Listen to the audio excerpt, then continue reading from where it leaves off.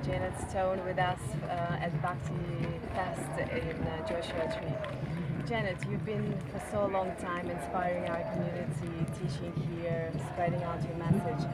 What actually made you to be here in the place where you are right now, teaching so many people? What was your way and how did you make it? That is such a journey. How long do we have? Really in that, we could begin from my grandfather sort of sharing. He was born and raised in India with many generations, and he really sort of took to all of the offerings that were there, where his family was of a different faith and belief, but that sort of permeated my childhood. Though you wouldn't have known it if you had met me somewhere in my teens, or until I found my teacher. I was 17 when I found my meditation teacher, Prem. And there was just something in that really simple about presence and about showing up, and simply that awe and that gift of each breath. And those teachings really just permeate now my teachings.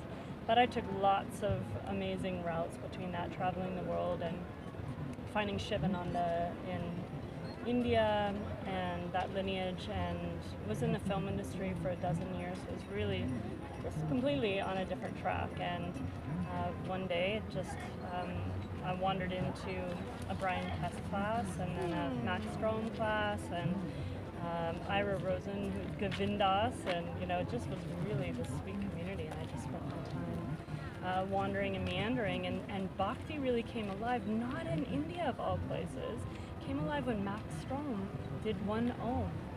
He did this Om, and my whole body woke up from the inside out. And there was something about it that just kind of had me going back. And I spent time in India and heard all the mantras. It was beautiful.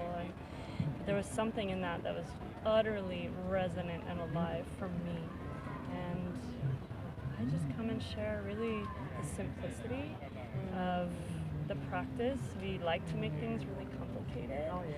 And so really arriving and reminding people it's just as simple as a deep appreciation for the absolute gift of this life. Beautiful. So what is your everyday practice? In simple words, in simple times, what would you like to recommend other people to do every day? Carry compassion for themselves, I would say. So my actual practice, I have 2 children, and I've raised them mostly on my own, and so we've traveled the world together, and it gets complicated on the external worlds, but really just, having this way of rooting each and every day. So wherever that shows up, if it's Ayurvedic practices, if it's simple mantras, which I really just keep to for years on end. I'll get one mantra, and that will be what I return to, because again, the mind and all the acquiring, we even try to acquire mantras, keeping it simple. And I have the 9 Surya Namaskars that I do every single day with prostration. So whether I'm traveling, whether I'm home, whether they need breakfast early, whatever it might be, it's really that I have about a handful or so of practices that I never give up. And then the rest all come. It could be 3-hour practice, it could be 15-minute practice. What's your favorite mantra? Oh, I can't. No, I think so many. No, there's in the sense that all of them have a moment. Every single one has a moment and a life, and as much as I give to it, it gives back to me. So whether I'm really shedding in the deep Mahamrityunjaya and I'm just living in that shedding aspect, or whether it's an Om and it comes down to that, like I said, what woke me up to that resonance was really truly that. So the Om is really the beginning and the ending and all the thread in between. And all the other stuff is decorative and amazing and purposeful, but Om. So what actually you have to kids, you travel around the world, you practice your practice. How would you encourage other women actually step up and allow them to live the life that they always desire? How would you encourage them to do that? Well, women or men, parents in general, when you're caretaking and offering and living, stepping into your greatest longing really is what it's about. And when you do that, and when you're living the practice, and for me it's so crucial that I remind myself and the other people. It's not me at a festival, ooh, all the high notes, and there's so many high notes, but it's the day in and day out. It's my behavior, it's my reaction or pausing before I react with my children, and even in, you know, business and working life, and that I actually first, before I try to become a famous anything, which has never been my path, it's just been show up, practice, be a student, share the teachings as I best understand them, stay super humble, and hang out with my kids and know what my intention is and my priority is. Beautiful. So how did yoga practice actually enhance your everyday life, or how actually yoga is helping you to face the challenges? Yeah, so yoga, my goodness, how does it both enhances, it both tears you down and lifts you up simultaneously, because we really start from a pretty young age to build a facade, building sort of this, what we can present, right? The ways in which we can sort of present and carry us through. And what it does at first is sort of pull that shell apart. It pulls some of that and empties it. And then you start really feeling who you are from the inside out and sharing that. So, my goodness, it's helped in every single way. It helps because the very first limb of yoga is non-violence, ahimsa, which also compassion and kindness. Yoga and relationships, would you give some tips to people who are struggling in their relationships? How can yoga actually bring good things into relationships, like other relationships, mother, with our colleagues, with significant ones? Yeah, I mean, I'm probably transcended. I'd be maybe levitating if I weren't in relationships. Really meaning to say that it's truly in the practice, in relationships, where all of it comes to play and comes to life. And honestly, for me, it's gonna sound super simple, but the yamas and the niyamas, really living those principles. Because if I'm just hanging out around compassion and then truth, which is, I'll be on that cycle the rest of my life, reminding myself, right, compassion, right, truth, in all the different ways and all the intensities throughout relationships. And then you can move on to not taking more than you're being offered, and all of them, you know, sort of rippling, and santosha, just a general level of contentment and peace and ease in your own being, and then that's going to ripple out to your relationships. So I'm telling you, you know, if you're looking for the 10-point plan, go to the yamas and the niyamas. Absolutely. Yeah. Who are those teachers who are still now present and who are inspiring you on your spiritual path? The teachers who are really remain students, the teachers who really remain open, the teachers who are just humble and are not trying to sell me something, but they are the powerful beings who can hold up the mirror that I actually already hold within all of my cells, all the wisdom I'm looking for. And something about them makes me just melt and remember my true nature. So you're educating yoga teachers, you speak at the workshops.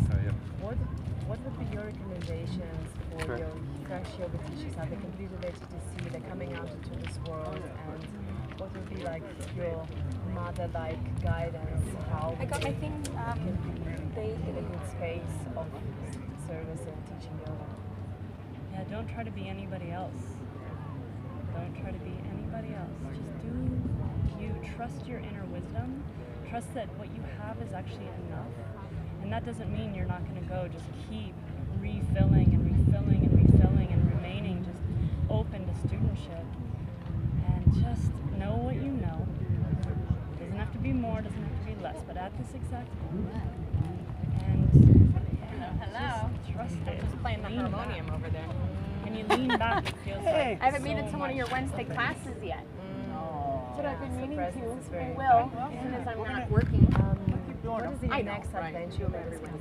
You guys are busy. Next See, adventure those are so is- cute. Aren't they adorable? Thank you. You guys are so freaking cute. I mean, Yeah, like, oh my it's god. going to be this Oh, journey that's off to right. So India. Spirit of Yoga is hosting. And as we go off to India, we go to Kerala, and in Kerala we go to an Ayurvedic center and we let ourselves replenish. Our nervous systems are so tapped out these days.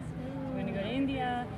to Tamil Nadu, and they do a pilgrimage to places that really, temples that really move me. Wow. What is something what scares you in yoga teachers here?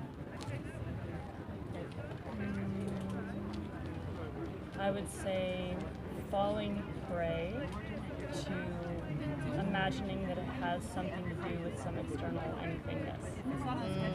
I know that's a weird way to put it, but it's true. You know, that you'll fall for the yoga pant thing. Oh, it's about the yoga pants.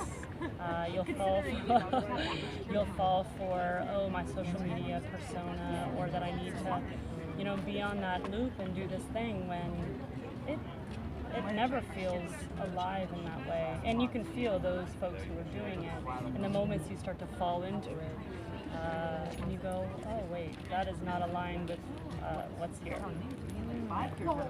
So, what was like the moment for you of this amazing all last month? What was the moment of absolute expansion, magic, fantasy, miracles? My goodness. Well, really, I was not but a few weeks ago, I was up in Ladakh, and I was turning 50, and I was up high in the Himalayas, and I was on my own, and I'm almost always with my kids, or teaching or offering, but I had no connectivity. I had my own being and my own body and my own breath, and I think just that expanse and silence and sitting in the awe of being at the rooftop of our planet, surrounded by devotion. So how do you feel that people could leave more out bhakti, more this message from the heart? How do you think that people could do that better? I think living the practice of bhakti is really just returning again and again to your own heart, is to remembering that it's actually so expansive beyond form, beyond name, beyond what you present, beyond the bhakti clothes you wear. That has nothing to do with it. It has purely everything to do with this just remembrance that you can know your true nature through your own pounding, beating, expansion and contraction. Same as we have the beat on the background. That's beautiful. Yeah. So how did you actually incorporate different talents of yours into your being as a spiritual leader, as a yoga teacher? What do you bring out of your great passions inside of the yoga class? Yeah, so what I bring out of all of my passions is really just a deep playfulness. And, what everyone always says is, oh, it's so authentic, and it's just me really, truly letting myself be me and not trying to put on any persona of yoga at all. But it's just, it's how I understand it. Beautiful. Your last message from your heart to our beautiful Bhakti community, who would you like to share? Om Namah Shivaya, Om Namah Shivaya, Om Namah Shivaya. And that's really